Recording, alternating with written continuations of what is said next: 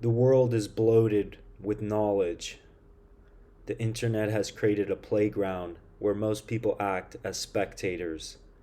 Consumption has elusively replaced the value of creation. Knowledge is an asset, but in the information age, a unique problem emerges from its magnitude and rapid availability. When overwhelmed with knowledge, we are lost in a storm of decisions, scattered thoughts, short attention, indecisiveness, aimlessness. We're the era of overthinkers. We know things that shouldn't be of concern, analyze situations on contradictory levels, argue with our internal, social, political, psychological, and emotional perspectives. The right action is informed by multiple streams of information, multiple shouting voices that silence our own, and always stuck in the shifting arena of what could be better. In the past, knowledge was constrained by time, extensive locality. Now, knowledge is available at all times, in all formats, from thousands of people. Very little is relevant to you. Even smaller is an actionable opportunity. Just because you know doesn't mean you're improving. It doesn't necessarily mean you know. Knowledge is captured without the struggle of acquiring. That's a crisis of meaning. For to personally capture knowledge requires us to explore and think, which is too much effort and risk. Consider reading summaries instead of the entire book. The story's depth reaches no ground. The daily intake of knowledge without effort is not seriously studied. No one knows the psychology of a creature that hoards pirated gigabytes in their skull. It must be more tortured and stimulus addicted than what existed in the past. Knowledge is also a commercialized industry. It's there for you to buy, packaged in marketable fashion and designed to the specs of an economy incentivizing eventual obsolescence so as to keep creating new products.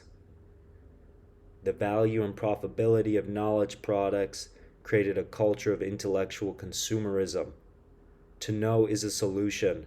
Read more and you'll achieve more. Listen to this podcast and you'll finally become successful. Follow this person and unlock their secrets. Obvious intellectual consumerism is the goal of accelerating self-development by reading one book a week. But the brain is not a computer. You can't keep inputting information to expect a rewarded output. Attention is finite. Your mind is not always receptive, and if you force it, what are you learning? You're ingraining the black hole habit of consuming. A book finished in a week is likely not worth reading, and then add another, and another. Add months of uncritical and misguided consumption where each page is a goal, every book a victory. That's not learning. Knowledge drifts out of consciousness in a flood of information. My friend wanted to read all the major literature on stock investing, an entire book section of knowledge. I told him, what's the point? He was motivated by the false belief that to consume more is to become better, treating consumption as a goal. The principles will be consistent in every serious book.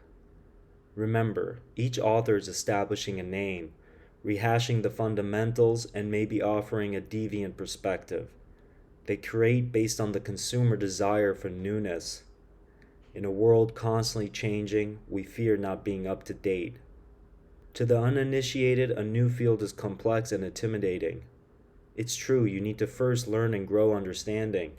But to be initiated requires confrontation, not prolonged study.